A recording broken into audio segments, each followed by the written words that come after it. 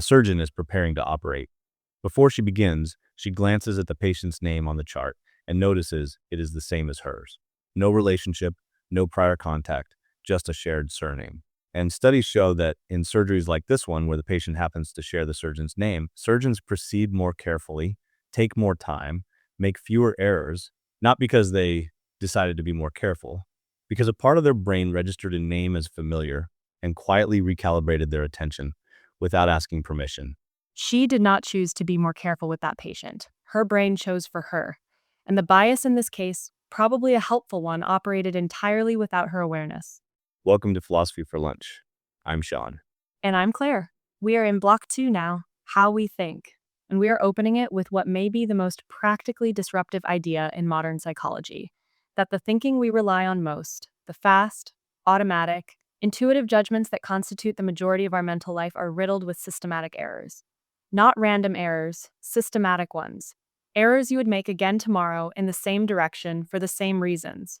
What does it mean that this is true? And how should we live and reason in light of it? Big ideas, human conversations. Let's go. The framework most people encounter this material through is Daniel Kahneman's. And before we get into specific biases, I want to spend real time on the framework itself, because understanding why the mind works the way it does is more useful than memorizing a list of named errors. Kahneman won the Nobel Prize in Economics in 2002 for work he did largely in collaboration with his partner, Amos Tversky, who died in 1996, and who would certainly have shared the prize. Their work together, which spanned more than 2 decades, produced some of the most consequential findings in the history of social science. Kahneman later described working with Tversky as thinking in a state of flow that he never fully recovered after Tversky died. The collaboration was one of the most productive intellectual partnerships of the 20th century. In his 2011 book, Thinking Fast and Slow, Kahneman organized the findings of that collaboration around a model of 2 modes of thinking. He called them System 1 and System 2. The names are deliberately non-technical. They describe functions, not brain regions. System 1 is fast, automatic, intuitive, and largely unconscious. It runs almost continuously in the background, processing information and generating judgments without your deliberate participation. You see a face and instantly read the emotion on it. You hear a familiar name and feel warmth or unease before you have decided to feel anything. You are asked what 2 plus 2 is, and the answer simply arrives. You drive a familiar route and reach your destination without having consciously navigated a single turn.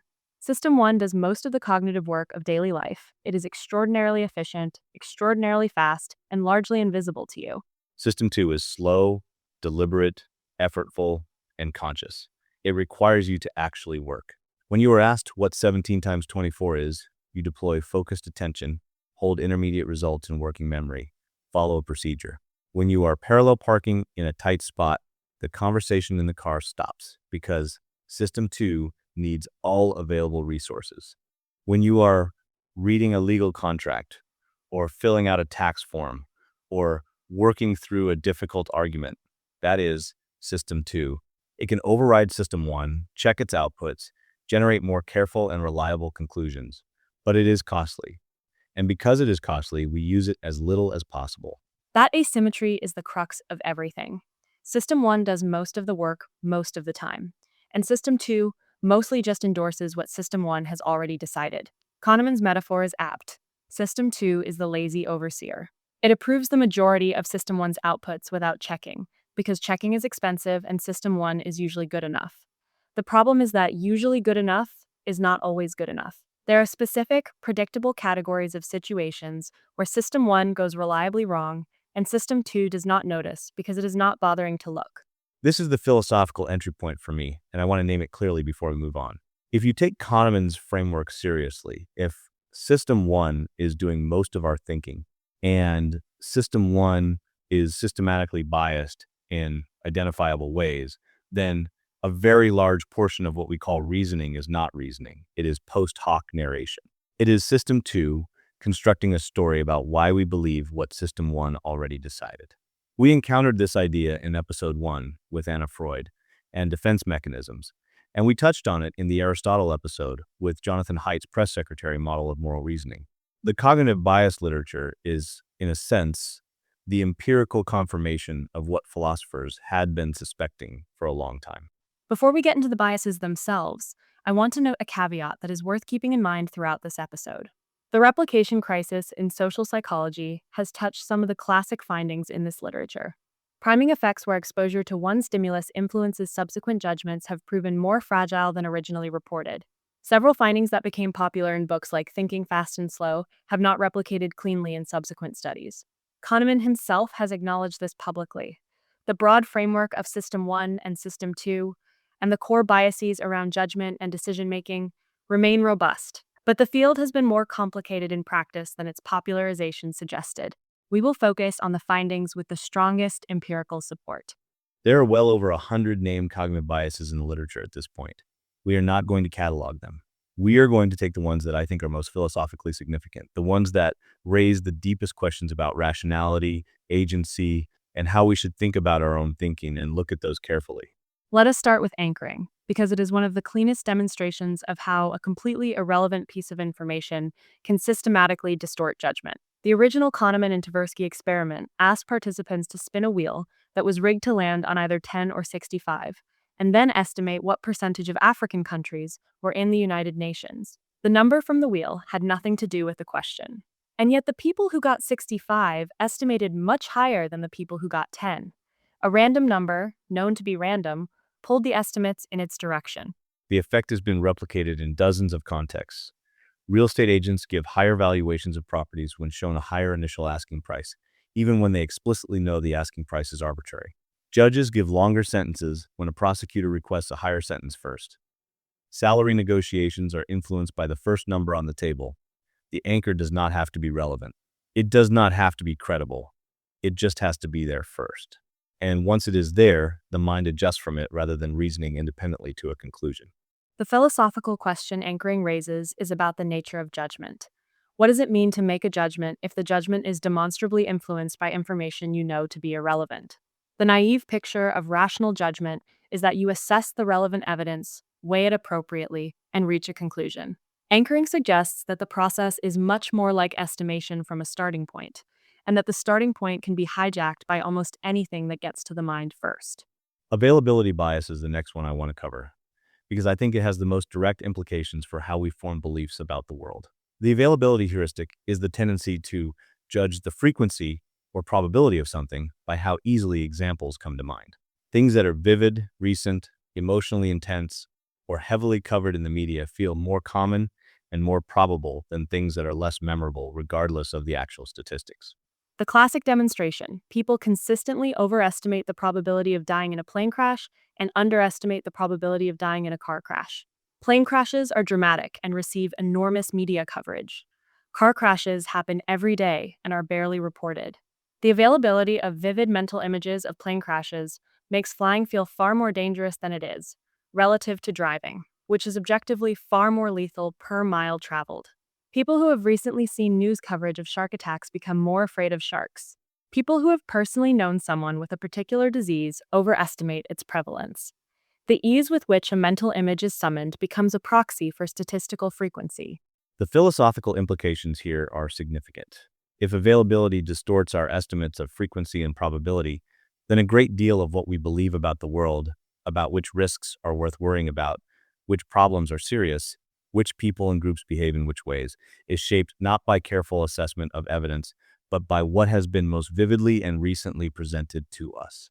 This is one reason why media coverage matters so much for public perception of risk. The media does not just report on the world. It shapes the mental availability landscape in ways that directly influence what the population believes is dangerous, probable, and important. Confirmation bias is probably the most studied and most philosophically significant of the cognitive biases, and I want to give it real treatment. Confirmation bias is the tendency to seek out, favor, and remember information that confirms what you already believe, and to discount, ignore, or forget information that contradicts it.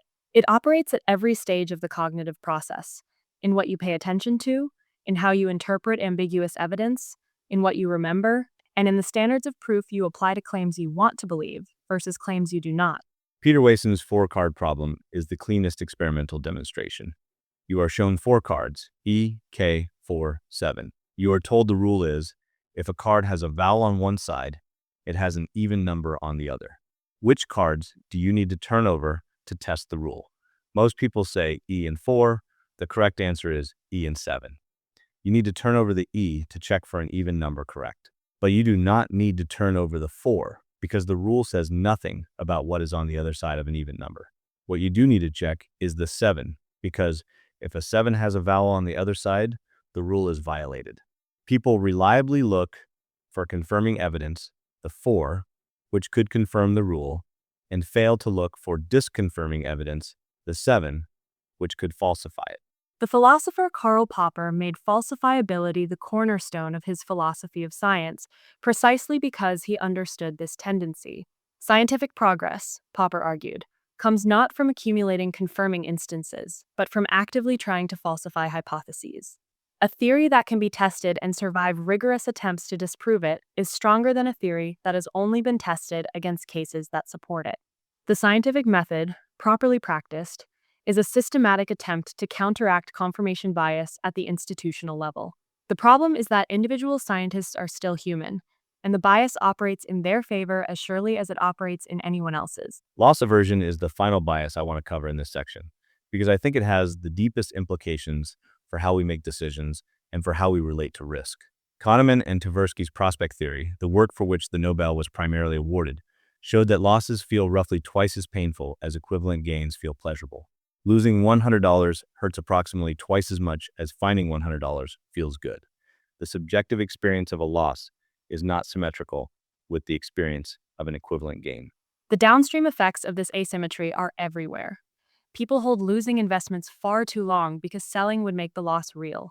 People are far more motivated by the prospect of losing something they already have than by the prospect of gaining something equivalent that they do not have. The way a choice is framed as a gain or as avoiding a loss can completely reverse people's preferences, even when the objective outcomes are identical. A surgery described as having a 90% survival rate produces much higher acceptance than the same surgery described as having a 10% mortality rate. Same fact, opposite frames, dramatically different decisions. The philosophical question loss aversion raises is about rationality itself. Classical economic theory assumed that rational agents are indifferent between equivalent outcomes regardless of how they are framed. Kahneman and Tversky showed that real human beings are not like this, not because they are stupid or poorly informed, but because their value function is systematically asymmetric. The question is whether this is a flaw in human cognition that should be overcome, or a feature of how human beings actually experience value that economics and philosophy need to take seriously on its own terms. I want to step back from the individual biases now and ask the question that I think makes this episode genuinely philosophical, rather than just a summary of psychology findings. What does it mean, philosophically, that human beings are systematically biased reasoners? What does it do to our picture of rationality, of agency, of moral responsibility? The Enlightenment Project, which we are going to look at in more depth in later episodes, was built on a very optimistic picture of human reason. Reason, properly applied, could adjudicate disputes, reveal truth, ground morality, and organize society. The authority of reason was supposed to replace the authority of tradition, scripture, and hierarchy. And that project has been enormously productive. Science, liberal democracy, the expansion of rights, all of these draw on the Enlightenment faith in reason as a reliable guide. What the cognitive bias literature does is complicate that faith without quite destroying it. It does not show that reason is useless. It shows that reason is not what we thought it was. The human mind is not a neutral instrument that processes evidence and outputs conclusions. It is a historically evolved system that is well adapted for certain kinds of problems, navigating social relationships, tracking reputation, responding quickly to threats and opportunities, and poorly adapted for others, including the kind of abstract, probabilistic reasoning that modern life increasingly demands. The philosopher Hugo Mercier and the cognitive scientist Dan Sperber have proposed what they call the argumentative theory of reasoning, which pushes this further. Their argument is that reasoning did not evolve to help individuals find truth. It evolved to help individuals win arguments and justify their behavior to others. Reason, in this view, is primarily a social tool, a way of producing justifications that others will accept, and a way of evaluating the justifications others produce. When you reason alone, in private, without any social stakes, the machinery is running in a context it was not built for. And it shows I find that hypothesis compelling and also somewhat uncomfortable. Because if reasoning is primarily a tool for social persuasion rather than truth seeking, then a lot of what we call intellectual life, including philosophy, is potentially just sophisticated post hoc justification for conclusions we reached on other grounds. That is a destabilizing thought. And it connects back to everything we discussed in episode 1 about defense mechanisms, the ways the mind constructs plausible narratives to protect existing commitments rather than to revise them. Mercier and Sperber do think there is a way out of this, and it is worth naming. Their argument is that reasoning works best in dialogue and adversarial back and forth conversation, where the biases of each party are checked by the scrutiny of the other. The my side bias that makes an individual reasoner unreliable becomes an asset when multiple people with different starting points are each applying it to the other's arguments. What looks like a flaw in individual cognition is a feature of collective deliberation, but only if the deliberation is genuinely adversarial and not just a group of like-minded people confirming each other's priors. There is also a moral dimension here that I think deserves direct attention. If our judgments about other people, their intentions, their character, their culpability are shaped by cognitive biases we are not aware of, then a great deal of what we call moral judgment is not the careful application of ethical principles. It is the output of processes that are influenced by race, by attractiveness, by similarity to ourselves, by how the question is framed, by what we happen to see in the news that morning. That should give us pause. Not because moral judgment is impossible, but because it is much harder and much more fraught than we usually assume. The implicit association test, developed by Mazarin Banaji and Anthony Greenwald, is one of the most widely debated pieces of evidence in this space. The test measures the speed with which people associate concepts. It turns out that most people, including people who explicitly endorse egalitarian values, show implicit associations between certain racial groups and negative concepts. Whether these implicit associations translate into discriminatory behavior, and whether the IAT is a reliable measure of anything consequential, is genuinely contested in the literature. But the broader point that our explicit values and our automatic associations can be in tension, and that the automatic associations influence our behavior without our awareness, is well established. This is the question that I think most people come to this material hoping to answer, and I want to be honest about what the evidence actually shows. If you learn about cognitive biases, if you read Kahneman, take a course in behavioral economics, become genuinely knowledgeable about the ways human judgment goes wrong, does that make you less biased? The short answer from the research is not very much. And this is one of the genuinely uncomfortable findings in the field. Knowing about the anchoring effect does not consistently protect you from being anchored. Knowing about confirmation bias does not make you significantly better at seeking out disconfirming evidence. Knowing about loss aversion does not neutralize the asymmetry in how you experience gains and losses.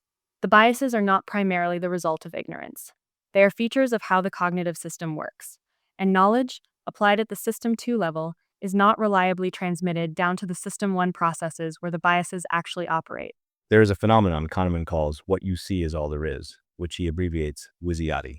The idea is that System 1 generates its assessments and judgments on the basis of the information currently available, without flagging what is absent. It works with what it has and produces a confident output. It does not naturally generate uncertainty about what it might be missing. And this is why learning about bias, which adds knowledge to the system, does not automatically change how the system processes new information. The new knowledge is not present at the moment the bias is operating.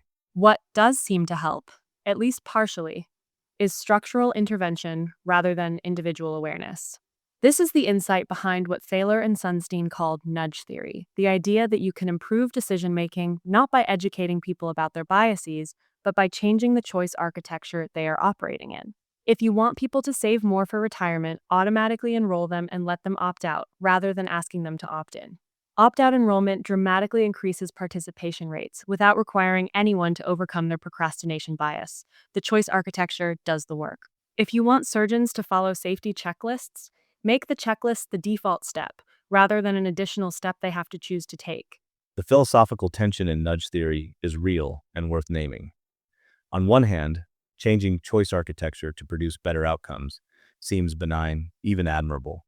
On the other hand, there is something uncomfortable about a policy framework that works precisely by exploiting the cognitive biases it is ostensibly trying to address. The opt-out enrollment works because people are procrastinators and loss-averse about changing defaults. You are using the bias to circumvent the bias. Whether this respects human autonomy or subtly undermines it is a genuine philosophical question that the nudge theorists have not fully resolved. There are also individual practices that appear to reduce the impact of specific biases in specific contexts. Premortem thinking, imagining in advance all the ways a plan could fail, is a deliberate effort to counteract the optimism bias and the planning fallacy. Structured decision-making processes that require explicitly listing assumptions and considering alternative explanations can mitigate confirmation bias in high-stakes contexts. The devil's advocate role, designating someone specifically to argue against the group's preferred conclusion, is a structural intervention against groupthink that has real evidence behind it. But all of these require effort, deliberateness, and the right kind of institutional support. They are not the natural output of a mind that has simply learned about bias. They are practices that need to be built into the architecture of how decisions are made in organizations, in institutions, in the processes by which important judgments are reached. The implication is that the problem of cognitive bias is not primarily an individual problem. It is a design problem. The question is not just how should I think it is, how should we structure our thinking environments to produce better collective outcomes? I want to end the substantive part of this episode by raising two philosophical questions that I think the cognitive bias literature genuinely opens up but does not resolve. The first is about what we should mean by rationality once we accept that human cognition is systematically biased. The standard of rationality that the cognitive bias literature implicitly uses is what philosophers call thin rationality, roughly the standards of classical logic and expected utility theory. A rational agent, on this picture, does not let irrelevant information influence their judgments. A rational agent gives equal weight to identical outcomes regardless of how they are framed. A rational agent seeks disconfirming evidence as readily as confirming evidence. Human beings violate all of these standards systematically. So on the thin rationality picture, human beings are irrational. But some philosophers and cognitive scientists have argued that this conclusion reflects a problem with the standard rather than with human beings. Gerd Gigerenzer, who has been the most prominent critic of the Kahneman-Tversky framework, argues that what look like biases in the laboratory often turn out to be well-adapted strategies in the real world. The availability heuristic, for example, works well in natural environments where the things that come to mind most easily, genuinely, are more frequent and more relevant. It is only in the artificial context of statistical reasoning that it fails. The fast and frugal heuristics that Gigerenzer studies are not departures from rationality. They are a different, ecologically valid form of rationality, one that is adapted to real environments with real constraints of time and information. The debate between Kahneman and Gigerenzer is one of the more substantive disputes in cognitive science, and both positions are serious. The resolution is probably that neither is entirely right. Human cognition is both well adapted for many real-world environments and systematically misleading in others, particularly the abstract, probabilistic, high-stakes domains that our modern lives keep placing us in. The question is not whether humans are rational or irrational. It is which contexts elicit which kinds of reasoning and which contexts most demand the kind of careful, system 2 checking that most of us mostly avoid. The second question is about moral responsibility under conditions of cognitive bias. If our moral judgments are shaped by processes we cannot introspect on and cannot reliably correct, what does that do to our responsibility for those judgments? This connects directly back to the free will episode. If I judge a defendant more harshly because I am unconsciously influenced by their appearance, or more leniently because they share a name with me, am I morally responsible for that judgment? In what sense is it mine? I think the answer has to be yes, still responsible, but with important nuances. The responsibility is not for the first order bias you probably could not have stopped the initial automatic assessment from forming. The responsibility is for what you do next. Whether you notice that your judgment might be influenced by irrelevant factors, whether you build in checks, whether you take seriously the obligation to reason carefully when the stakes are high enough to warrant it, the bias is not an excuse, but it does change what the responsibility is for. And at the institutional level, it changes the architecture of accountability entirely. If we know that individual judges are subject to implicit biases that influence their sentencing, and if we know that those biases fall disproportionately on certain groups, then the question of justice is not only a question about individual judges' intentions. It is a question about whether the system is designed to catch and correct those biases, whether the structure of the institution compensates for the predictable failures of the human beings operating within it. That is a very different framing of what justice requires. I want to say something honest about what this material does to me when I sit with it. And I think it connects to the broader arc of this block, how we think. Because what the cognitive bias literature reveals, more than anything, is the gap between how we experience our own thinking and what our thinking is actually doing. We experience ourselves as reasoners. We feel like we are weighing evidence, following arguments, reaching conclusions on the basis of what we have good reasons to believe. And we mostly are. But the research shows that underneath that experience, generating the starting points, setting the emotional valences, determining what feels relevant and what does not, a system is running that we did not choose, cannot directly observe, and can influence only at the margins. That is a genuinely humbling thing to sit with. What I find most useful in the framework is not the individual biases, though they are worth knowing, but the general posture it recommends, which is something like hold your intuitions more lightly. Not because intuitions are always wrong, they are often right, and sometimes they are the best guide you have. But because the feeling of certainty that accompanies a System 1 judgment is not evidence that the judgment is correct, the mind generates confidence independently of accuracy. You can feel completely sure about something that is completely wrong. And knowing that is enough to introduce a small but important pause before the most consequential judgments. There is a connection here to the Anna Freud episode that I keep coming back to. Defense mechanisms and cognitive biases are both descriptions of the same basic phenomenon, the mind doing things below the level of awareness that shape what we consciously experience. The defense mechanisms are about emotional protection, the cognitive biases are about cognitive efficiency. But in both cases, the visible surface of the mind, the part that feels like it is in charge, is being influenced by processes it cannot directly see. The picture that emerges across these episodes is of a self that is considerably less unified, less transparent, and less in control than the experience of being a self tends to suggest. And I do not think that is a counsel of despair. I think it is a counsel of honesty. The person who knows they are subject to these processes, who takes seriously the possibility that their most confident judgments might be the ones most worth examining, is in a better epistemic position than the person who believes their intuitions are simply accurate perceptions of reality. The examined mind is still the goal. It is just a more complicated examination than Socrates had in mind. Next week, Simone de Beauvoir and the construction of self. One is not born a woman, one becomes one. And the broader claim behind that sentence, that the self is always a project, never a fixed thing, and that the conditions under which the project gets made are never neutral. It is one of the most important ideas in 20th century philosophy, and it connects directly to everything we have been building in this block. The thread running through Block 2 so far is this. The thinking we do is not as free, as transparent, or as self-authored as it feels. Cognitive biases, defense mechanisms, the social construction of identity, these are all different angles on the same basic insight. The examined life is still the goal, but the examination keeps revealing more to examine. That is not a reason to stop. It is a reason to keep going. If this episode made you look at your own most recent confident judgment with a little more suspicion, that is exactly what it was designed to do. Share it with someone who thinks they always know why they believe what they believe. Sources and further reading are in the show notes. We are Philosophy for Lunch. New episodes every Sunday. Big ideas. Human conversations. See you next week.